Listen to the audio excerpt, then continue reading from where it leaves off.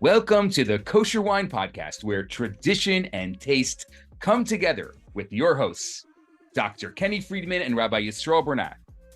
We are here to make the world of kosher wine fun, relatable, and totally approachable. So grab a glass, sit back, and let's explore this awesome world of kosher wine together. This is the Kosher Wine Podcast, where every sip has a story.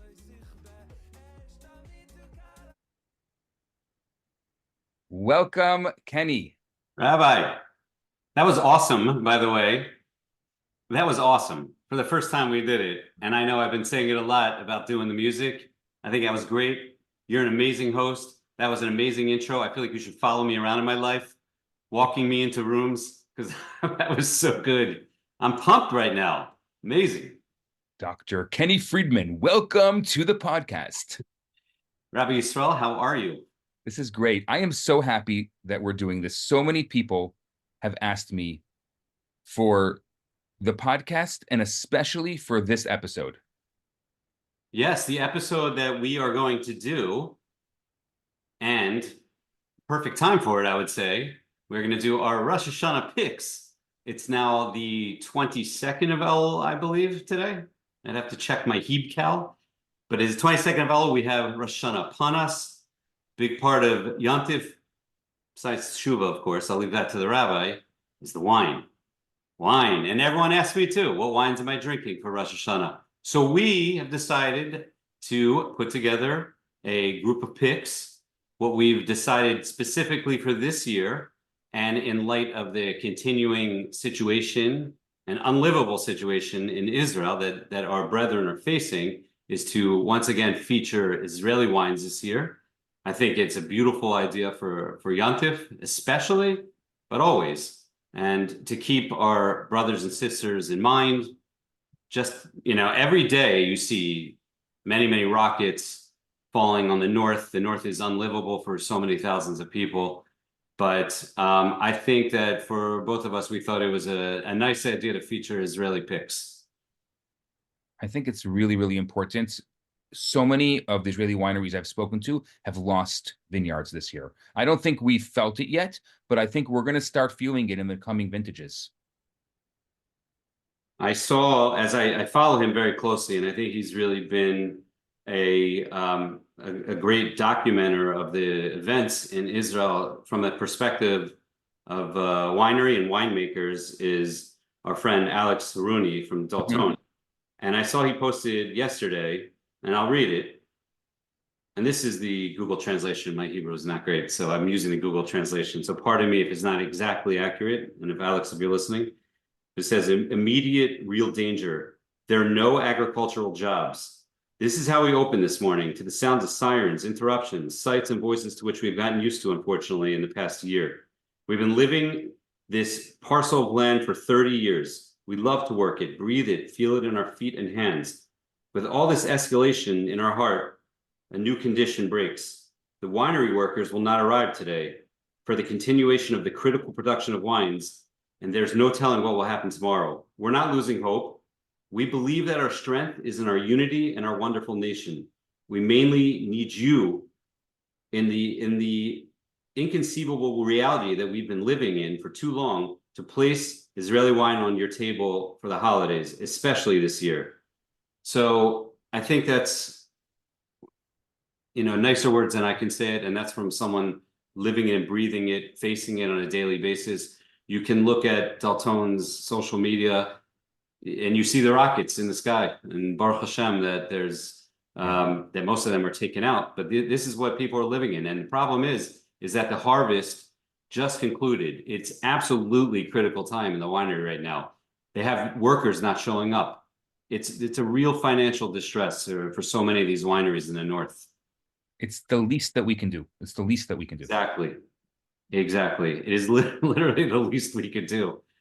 I'm drinking wine anyway. I'm drinking great wine anyway, and these are great wines. So it's the least we could do to help, like I said, our brethren in Israel.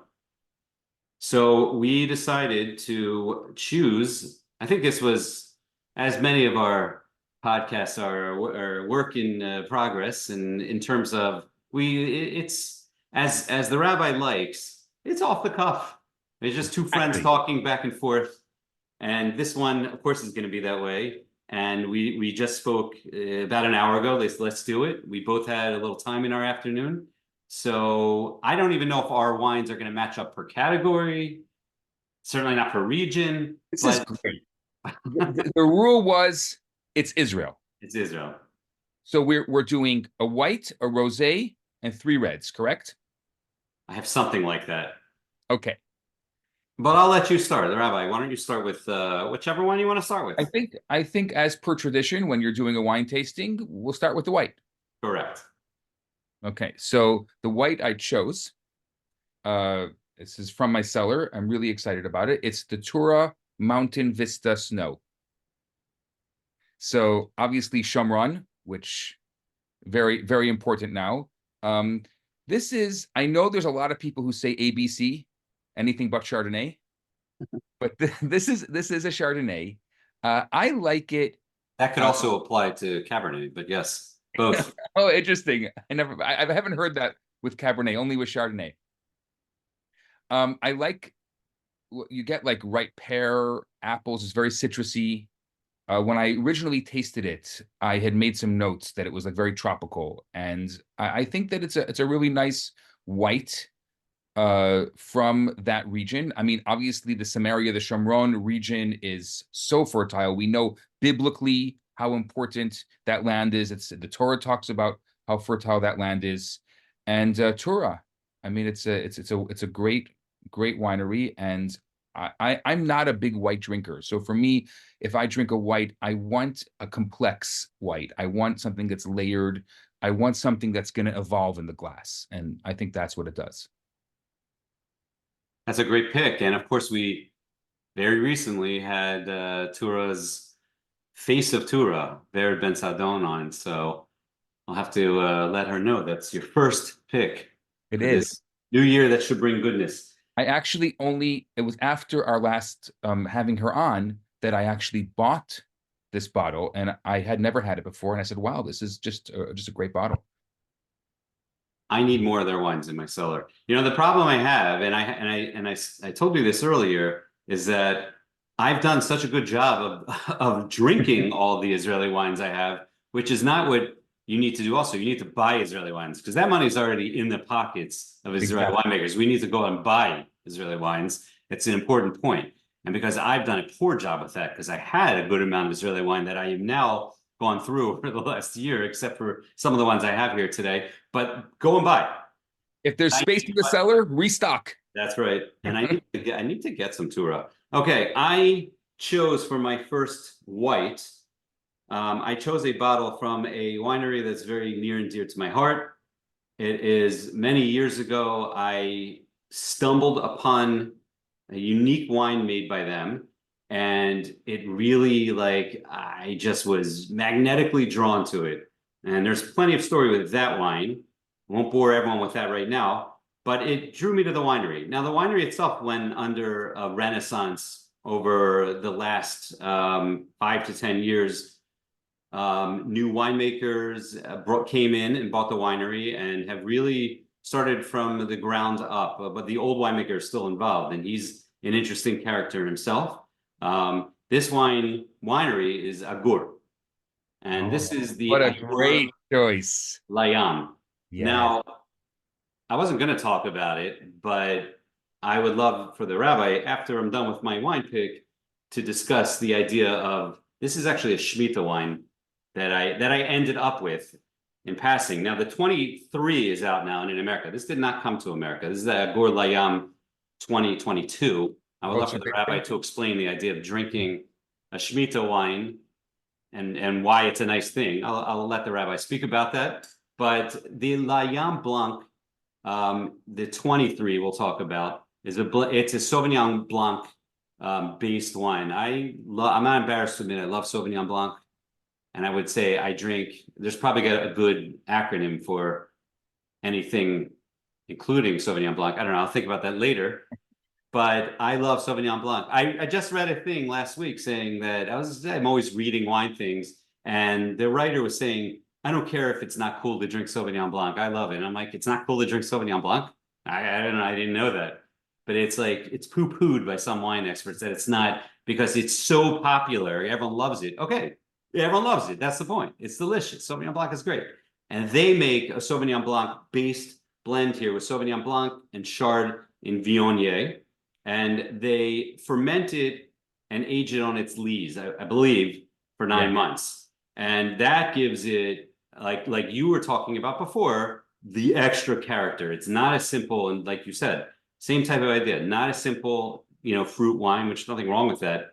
This has a lot of complexity and layering to it. And I loved it the first time I had it. I loved it again this past time I had it. The winemakers are Elad Katz and Eyal Drury. And of course, our friend Yechiel has his hands in the grapes there. I talk to him every day. So I think about Agur a lot. It's a place I need to visit. And it's a small winery, a boutique winery that has gotten much bigger. I think they're up to maybe producing 100,000 bottles now, which is still boutique and small, but far larger than it was. And it's a really cool and delicious wine. So that's my first pick. It's a great pick, and I like complex whites. I'm not going to poo-poo the Sauvignon Blanc, but I do like complex whites, and that is definitely a complex white. And there's a lot of different flavors there, and the oak, and like there's some more there than what just meets the eye. Give us your rosé. My rosé. Well, did we say we're doing one white? I just want to maybe cheated on that because I love white. I love it. I talk about it. Oh, you have a second white?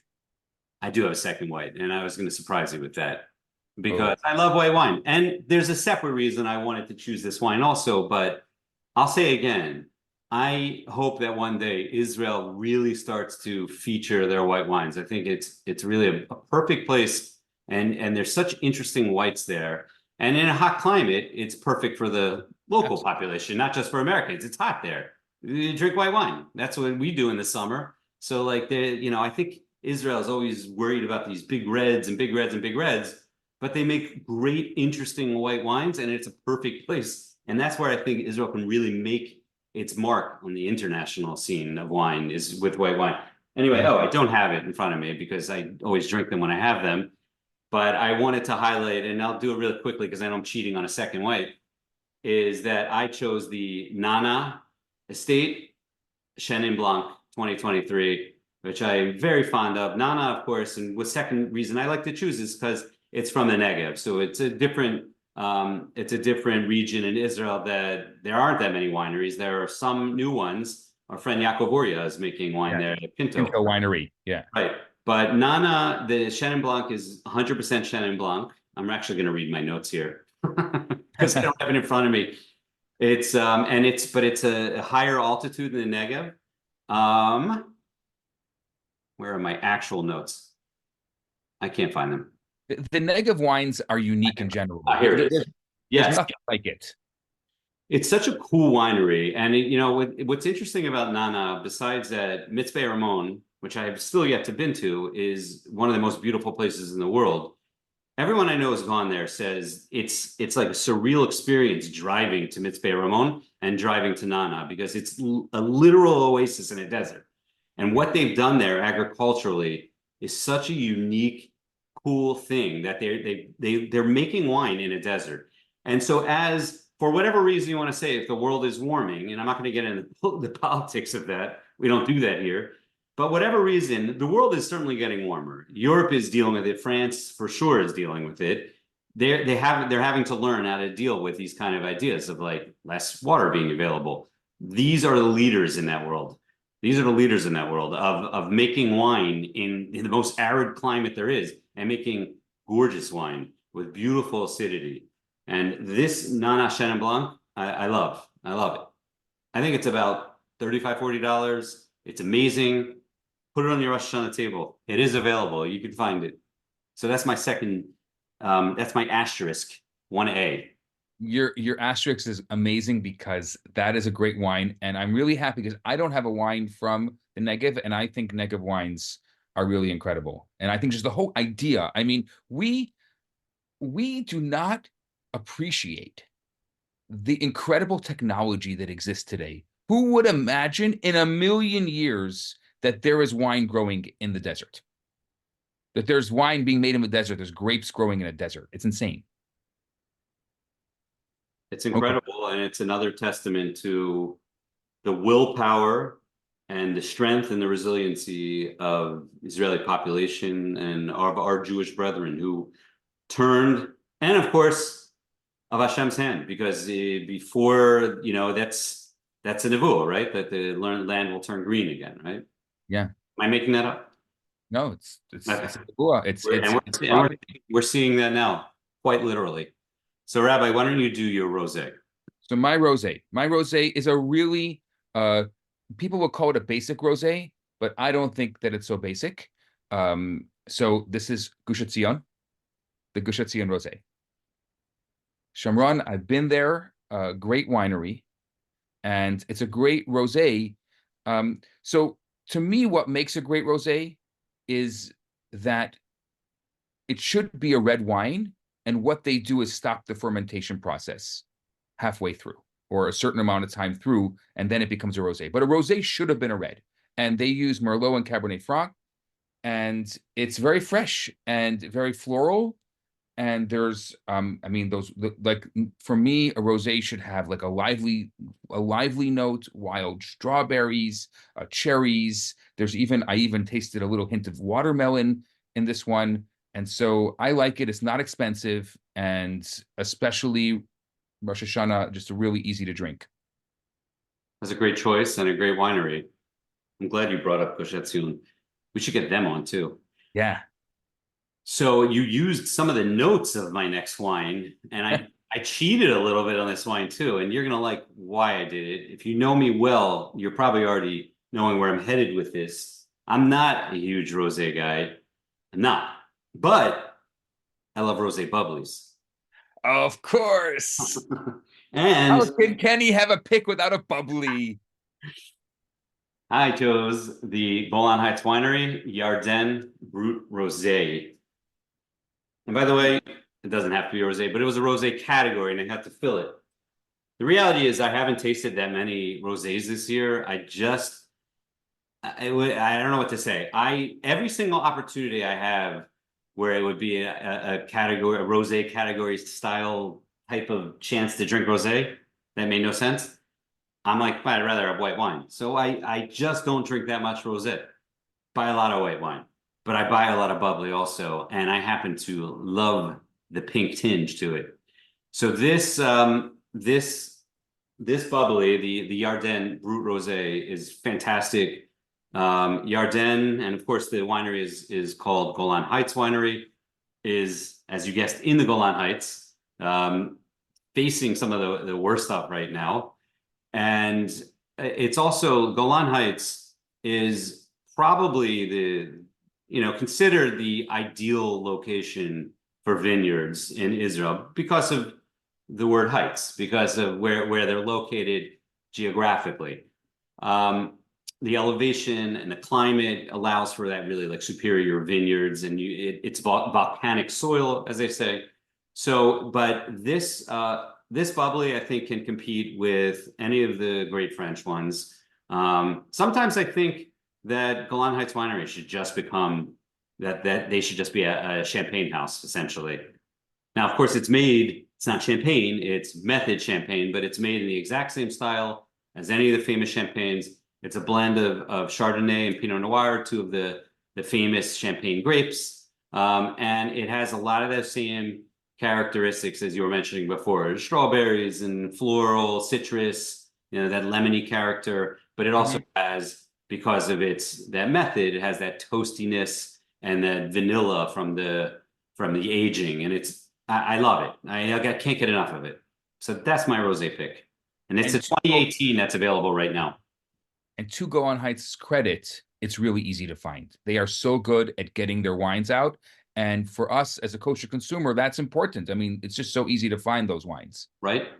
And I would say that as opposed to my first pick, which everyone's going to listen to this and be like, I can't find it. There is one importer for it, and I can probably put it in the show notes. But I hope that it'll be much more widely accessible. But that's a great point you're making, that Yarden, you could really find it, like I travel and you go to a Total Wine in the middle of nowhere and they'll have X amount of kosher wines and you'll find yarden.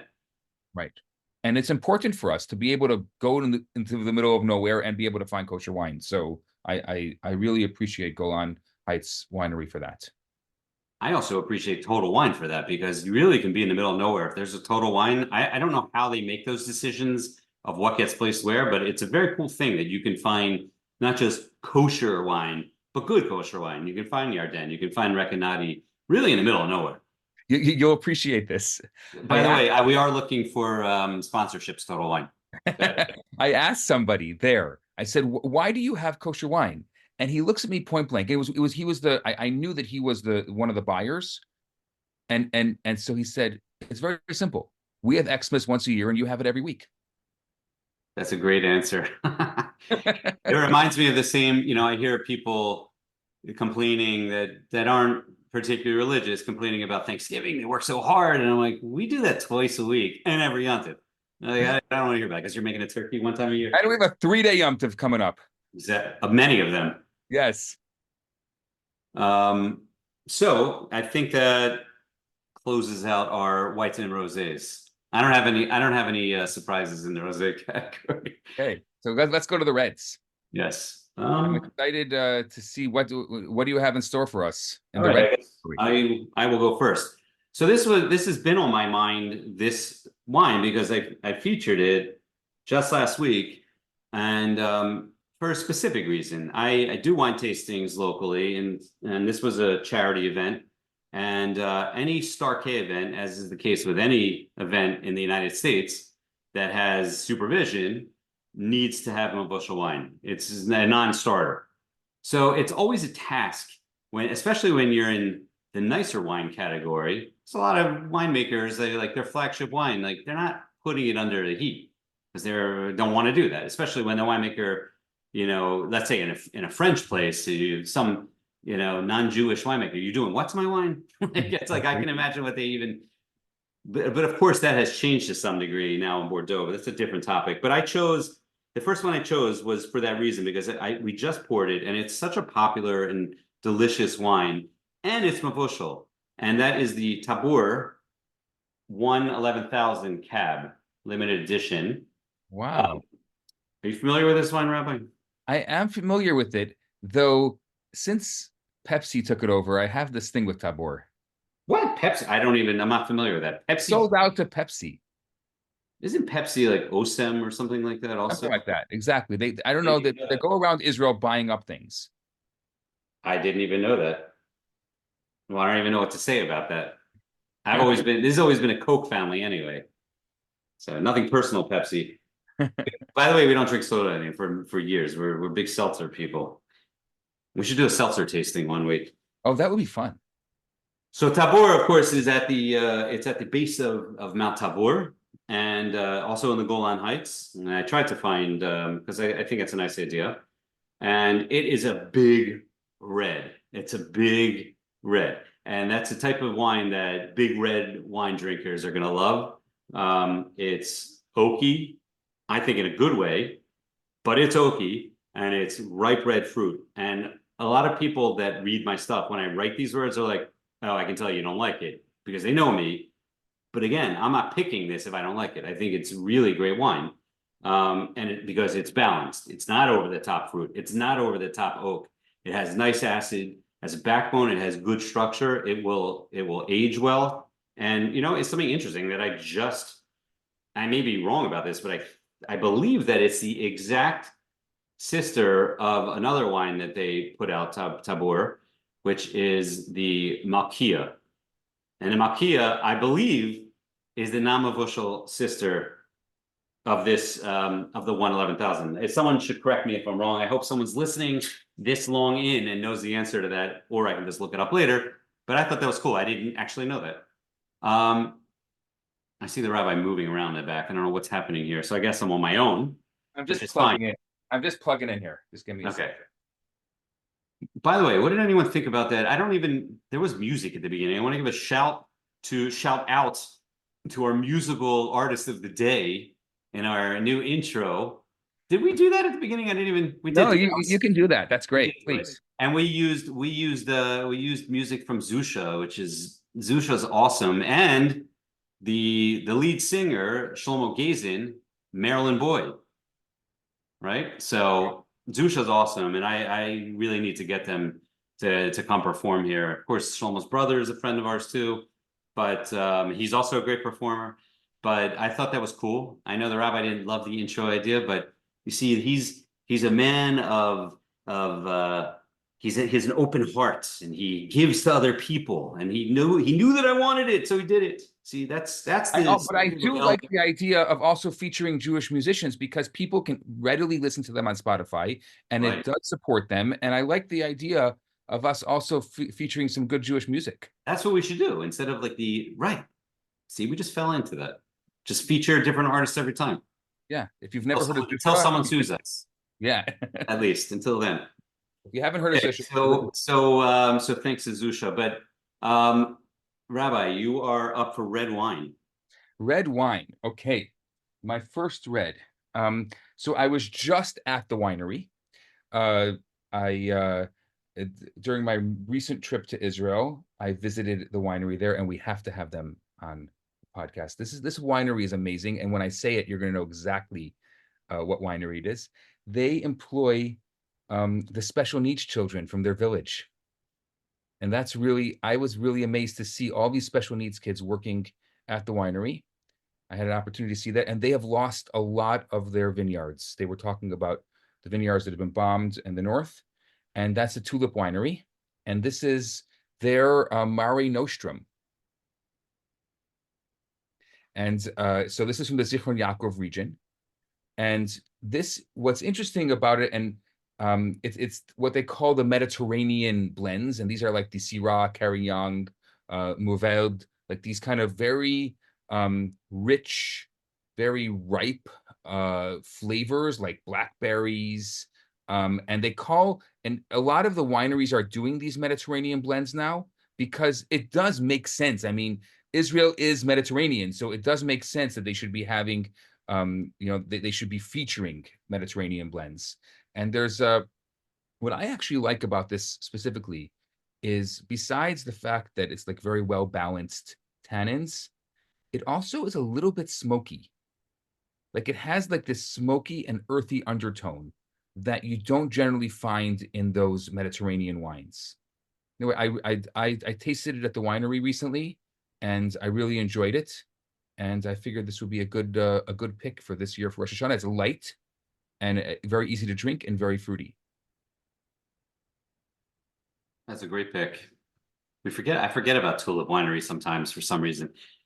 It's interesting that Mare Nostrum is a wine that's one of the wines I always find in these random to little wines. Yeah, exactly. They're also very good at getting their wine out.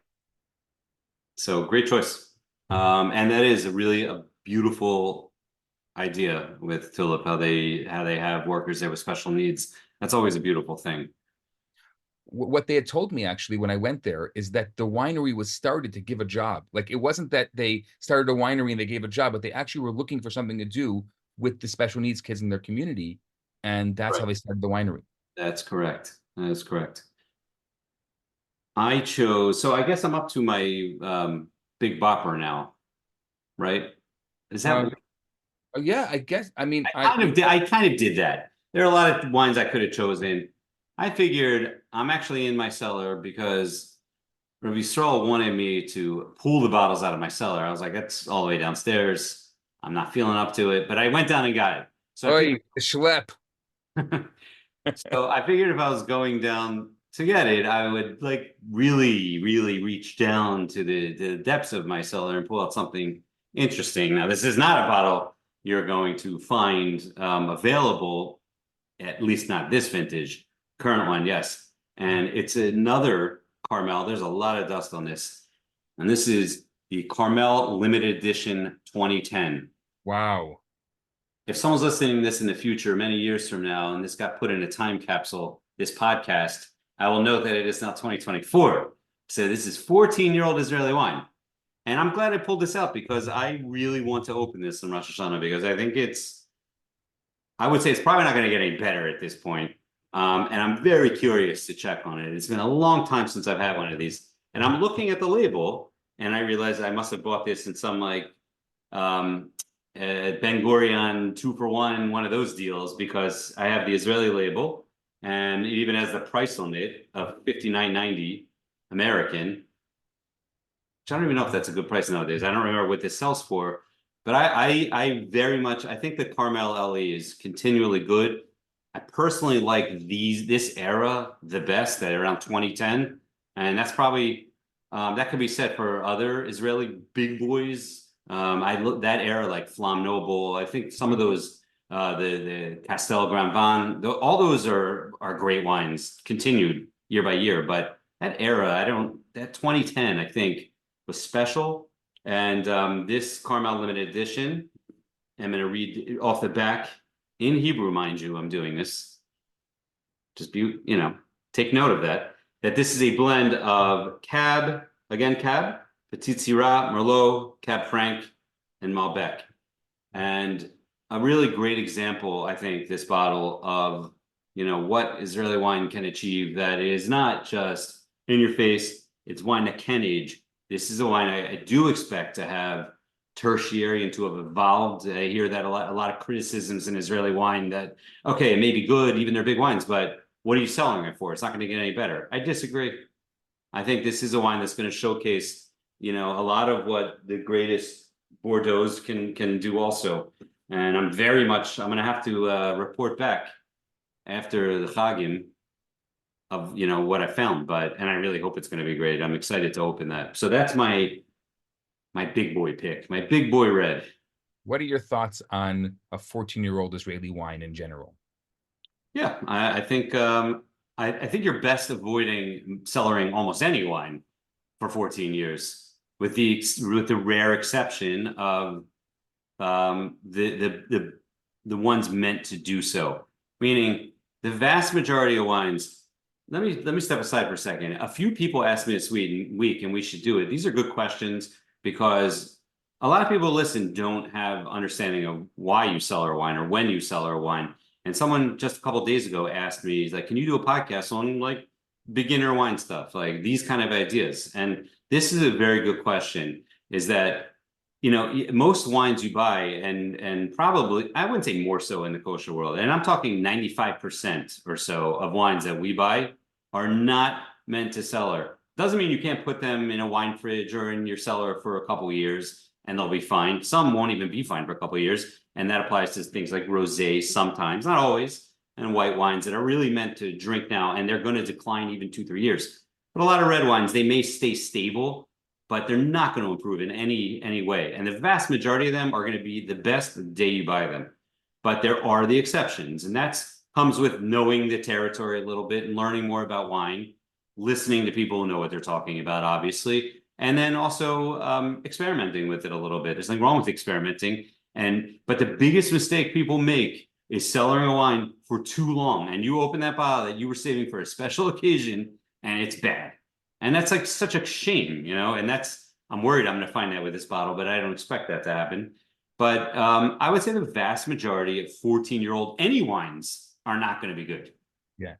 There's this funny tradition in Judaism. I don't know who started it, but I've heard it so often, of people buying a bottle of wine for the year that their kid was born and then opening it at their bar mitzvah. Good luck. Exactly. Good luck, especially, and this is controversial, but if you're opening at the bar mitzvah, it's probably, at least if you're doing it publicly, it's going to have to be mavushal, which there's some thought that mavushal wines actually improve the approachability right out of the gate, but long-term may not age as well. I think the jury's out on all of that. I think anyone that really says it's one way or another doesn't know what they're talking about, because there's not enough of a track record with a lot of them.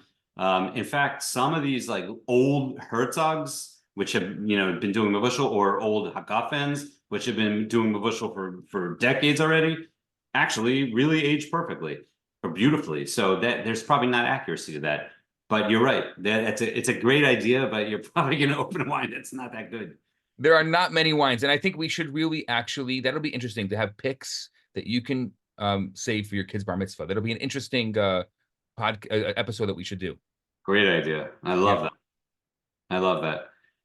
Okay, let me pull out my big gun here. I pulled it out of my cellar just now, and this one is actually also, I'm happy that you bought yours in Israel because I also bought mine in Israel.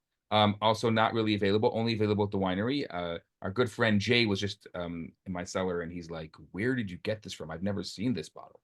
So I'm excited after hearing that, after hearing the great Jay say, "Where did you get this bottle from?" I'm excited to show this bottle. This is the Odem Mountain Alfasi Special Edition. Ah, love it. This is 2018. It's one of 27. That's how many bottles they made. It's a beautiful bottle of wine. I actually got 4 of them, and I think I have 2 left. And when I tasted it at the winery, it just blew my mind. This is really a mind-blowing blend. It has some of my favorite grapes. My favorite grape more recently is the Petit Verdot, and it has some Petit Verdot in there, but it's obviously primarily a cab. So the Jews and the cabs. You know what we think about that. But this is I mean, Odem itself. I mean, Golan Heights. They've taken a huge hit this year, so I really think about them. And this I mean, from in their estimation, is probably one of the best malt wines that they've ever made, and I think it's one of the best wines in Israel. And really, if you can get your hands on one of these, they're hard to find, but not impossible. I highly recommend it. Can I see the label? I think I know. Is that the one? Oh, right. You know Yes, it? you can see through it, of course. Yeah, with the caricature on the front. I do know that, and Yeah. I've had that, and you're absolutely right. That's a great choice. And what vintage was that specifically? This is the 2018. A great year in Israel, Yeah, 2018. and Great. I do think that it's coming towards the towards kind of the limit, and I'm definitely, I think I'm going to open it up. That's why I pulled it out. I'm going to open it up for Rosh Hashanah because I think it's perfect right now to I drink. agree. I think it should be right in the window right now. Yeah. I in fact that I see that you didn't take it out of the paper. I took one out of the paper, that Tabor 111,000. I'm like, I hate to do that, but Rabbi's going to yell at me if I don't.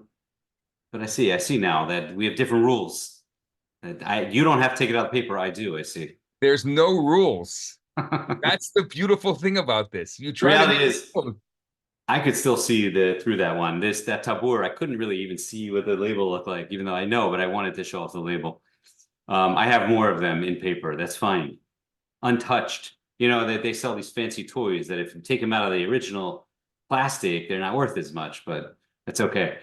So one tack on, something we discussed briefly was potentially to do a dessert wine now I couldn't find at least other than one dessert wine from Israel in my cellar, and again, it's a Carmel. Another Carmel. It is the Carmel Vintage. It's a port style wine, 2007. Check that out. Wow. In fact, I don't think it was released that long ago, but port style wine is an interesting category, port and port style, but port style, it's wine that they basically add alcohol and sugar to after it ferments, and it's not my favorite style. When you go to these events, some of these fancy wine events, sometimes you'll see people like smoking cigars and drinking wine. I'm like, what a terrible idea to have a cigar around a wine tasting where you can't smell anything else but the cigar. The one wine I think that probably goes with the cigar, and I don't smoke cigars, but this is what I've heard, and it kind of makes sense to me, is like port or port style wines. Anyway, I just wanted to feature one. There are some really great, also like whites that are in the style of Sauterne, and some really interesting. It's another category that we need to discuss at length, is dessert style wines, and we briefly talked about doing that last week, but we're busy people, and the Rosh Hashanah episode must happen. So Exactly. anyway, Think about, target that. I've heard that there are no Portos from Portugal right now that are kosher. I don't think there's one on the market right now. But what's interesting is that there's a bunch of new Portuguese wines that have come out. And in fact, I just I wish I had them up here still. I would show them to you. I just put them downstairs, but I want to taste them soon. There's two new wines that were sent to me that are being imported by Allied. I think one's a Vino Verde, which hasn't been kosher. There hasn't been a kosher Vino Verde in like 10 years. Vino Verde is an interesting. I've never had one. Yeah. It has like a slight effervescence to it. A very interesting wine. And then another interesting Portuguese white. And then just in fact, yesterday, a friend of mine texted me. He's like, "Have you ever had this?" I'm like, "I've never seen it." He's in Portugal right now and drinking some kosher wine in Portugal. And I think it's in the works though, is to some ports from Douro in Portugal. Like it's as exciting as it is, that I personally love when regions are represented in the kosher world, almost like in spite of whether they're like great or not. I think that's something that builds. If you get maybe not, maybe I'm wrong about that, but I like, I don't want to drink the same thing from the same place, no matter how great it is. And I love that different places around the globe see the need for it and want to be represented in the kosher world. Yeah. I want to do an episode with you on unique regions and like where there's like one or two kosher wines from that region. We got to write all these ideas down. Mm-hmm. That's also a great idea. Yeah, I love it. Yes. The other night, somebody brought me a wine from Georgia. Yeah, there's a lot of Georgian wines now. Yeah. There's a lot of Georgian wines now. I can't say I've liked many of them, unfortunately. But that one you showed me was very interesting, and it had an interesting story. I don't know if you want to tell that story, but that was a cool label, at least. I haven't. I asked him if I can tell the story, and he hasn't gotten back to me. Okay, so maybe in a future episode. Yeah, maybe next time. But that's I love it. I think it's one of the things we both took WSET 3. One of the reasons that WSET 4, which is actually called diploma or diplomate, I can't remember what it's called, the final level, which is serious business. One of the reasons it can't really be done kosher is that there are a lot of famous regions and famous wines. There are almost no kosher examples. Sherry is a good example. There are no proper sherries being made. And that's a big category as it comes to, because it's a unique process to make sherry.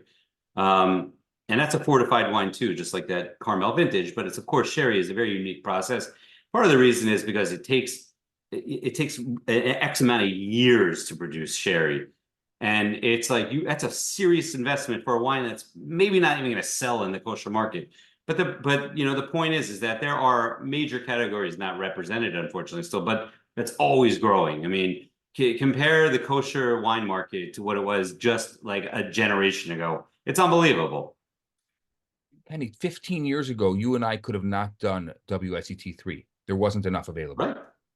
I mean, it's amazing. I know look, I would love to get a diploma, but it's amazing that we can even get as far as WSET 3 with kosher wine. And you and we've always said we've never smelled or tasted a non-kosher bottle of wine.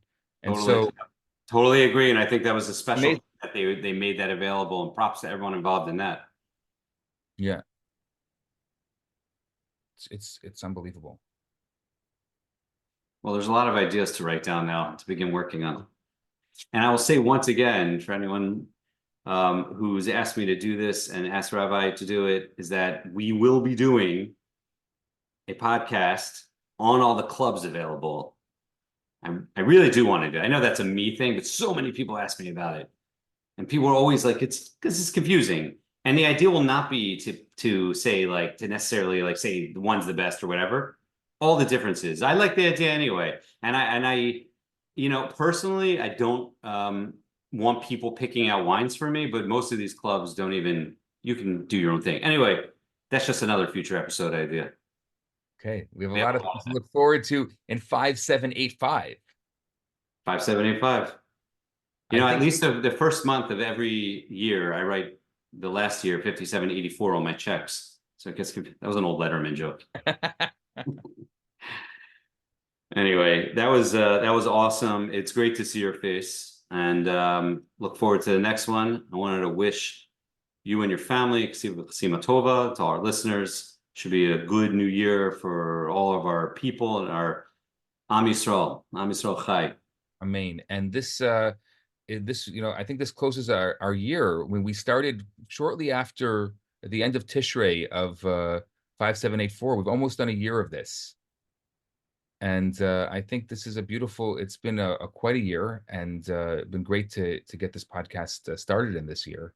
And I'm really excited for what 5785 is going to show. And if you have any ideas, we say to you, our listeners, if you have any ideas, we are very excited to answer your questions. kosherwinepodcast@gmail.com. It's that simple. We can answer your questions right here on the podcast, and we look forward to seeing you. And Kenny, to you and your family, Shana Tova, Ktiva v'Chatima Tova, Shana Tova Matuka, for all the Jewish people, for everyone. Hey.